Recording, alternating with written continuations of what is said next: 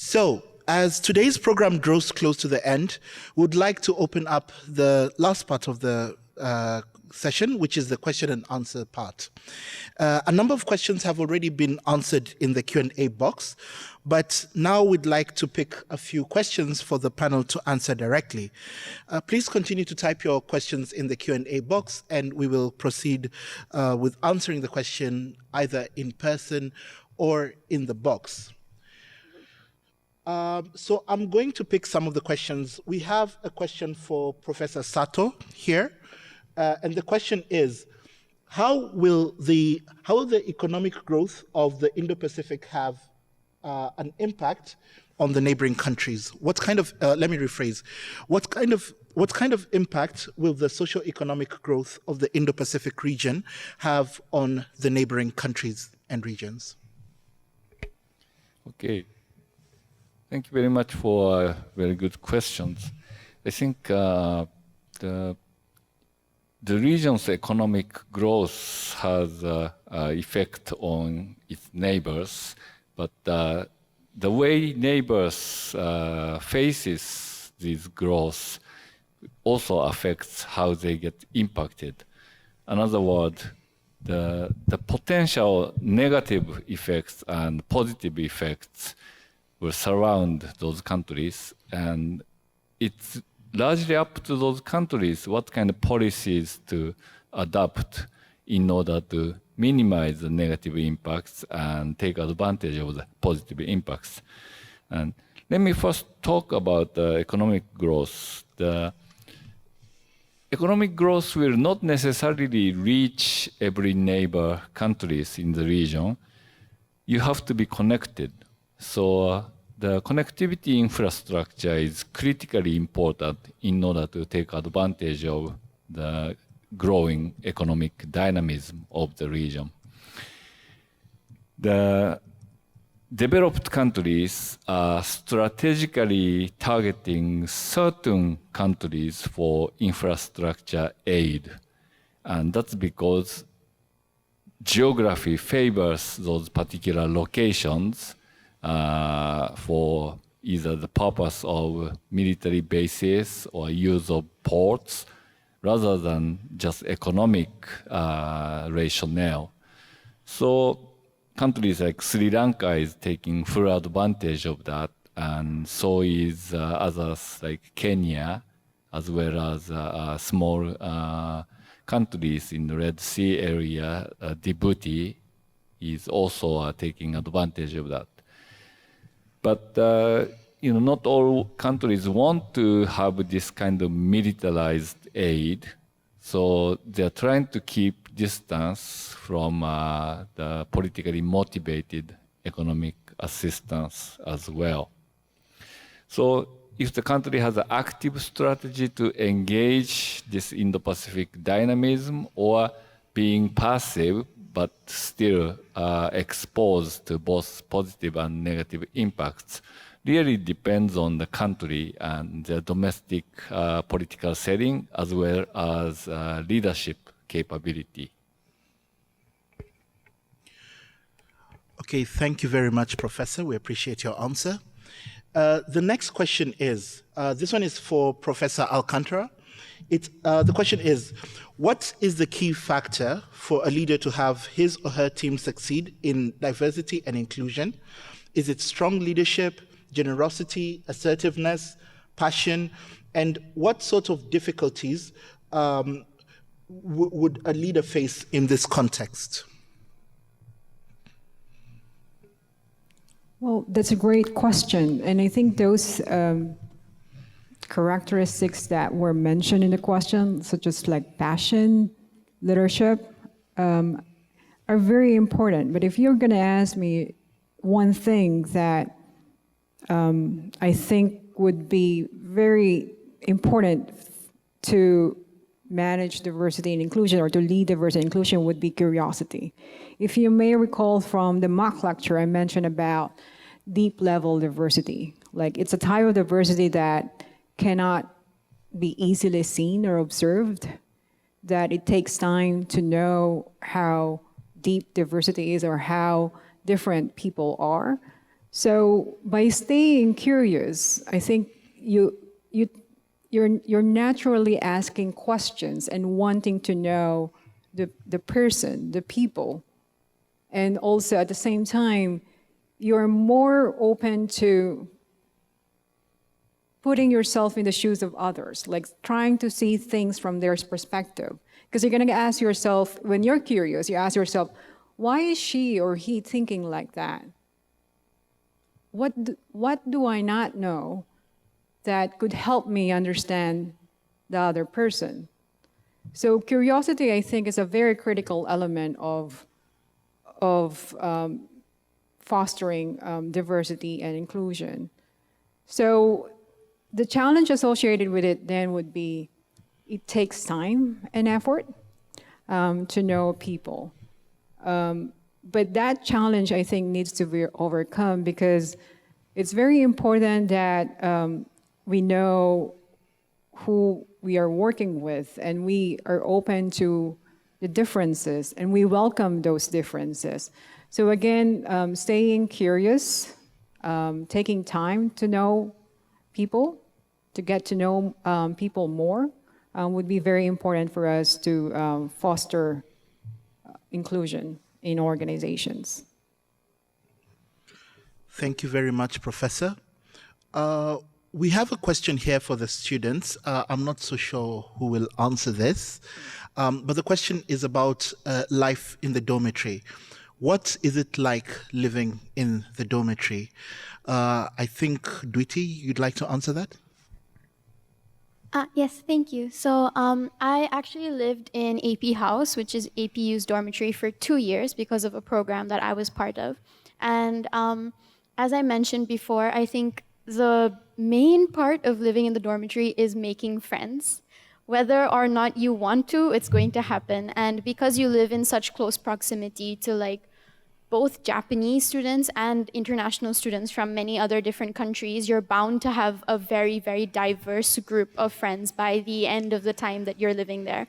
So other than that, I think also living in the dormitory was very convenient, especially for an international student. I'm not quite sure about Japanese students or domestic students, but because this was the first time I was living alone, I didn't necessarily have to worry about many different bills, because back home I would not pay bills. My parents would take care of that. So I kind of was very grateful for the fact that AP House kind of put everything into one, and we just had to pay one bill, which included, you know, water, electricity, or gas, or things like that.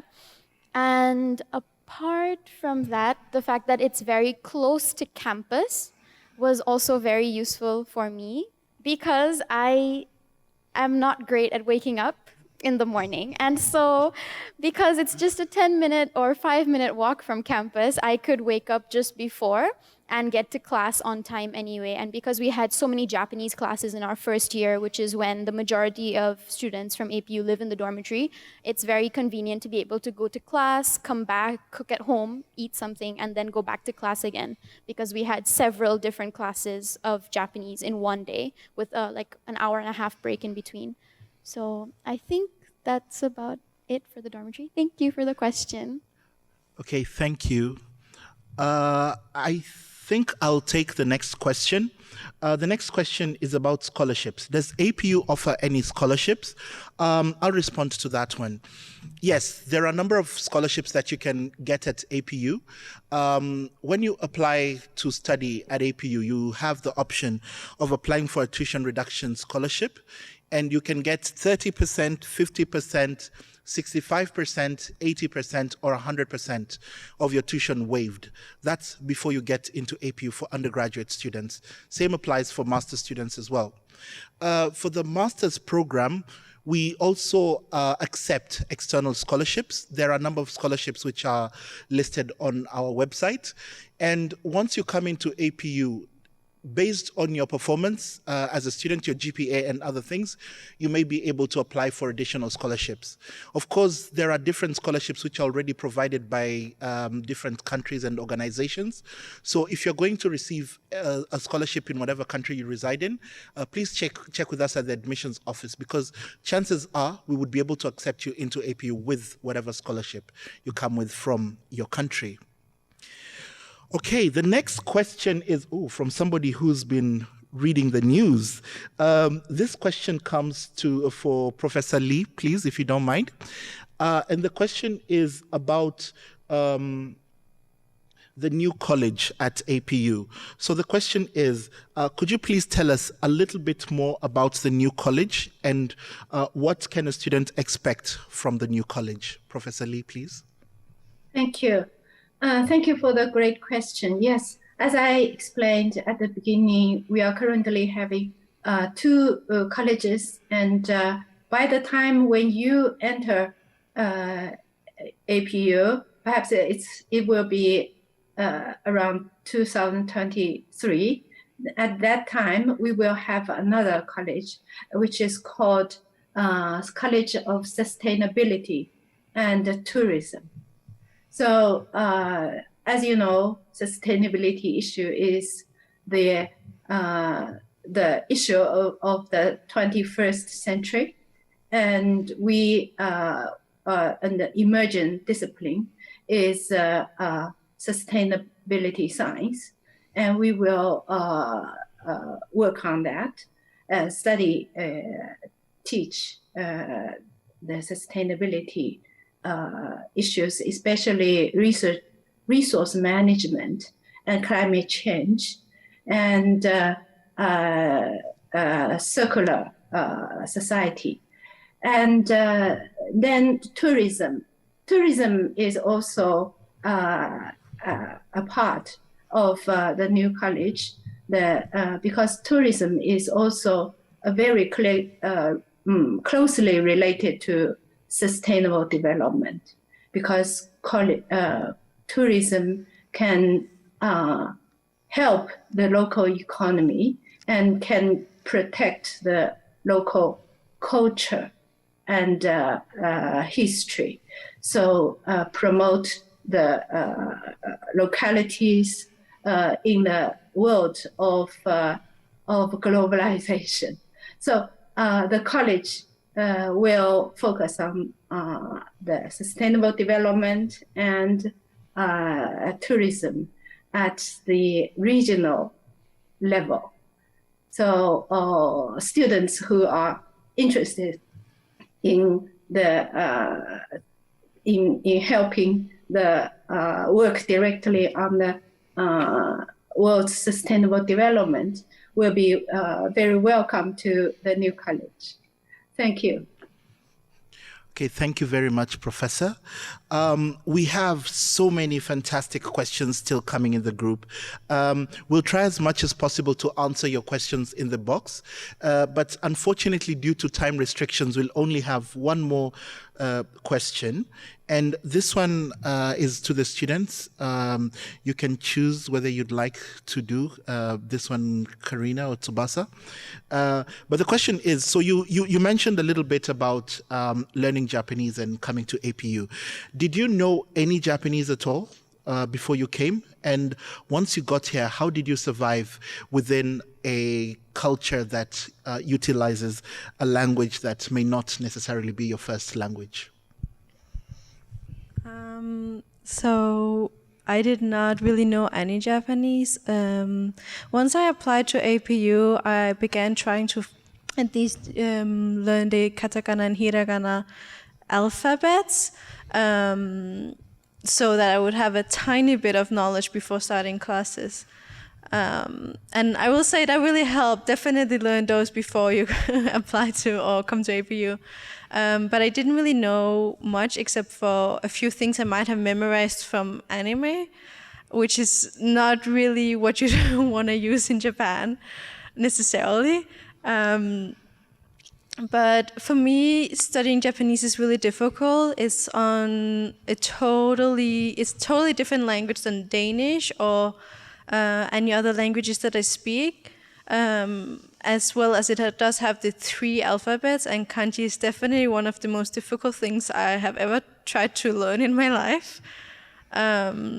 But yeah, it's difficult to memorize, but I try to do my best to study, as well as at AP House, like mentioned, there's a lot of Japanese students that can help you, and you get a lot of Japanese friends.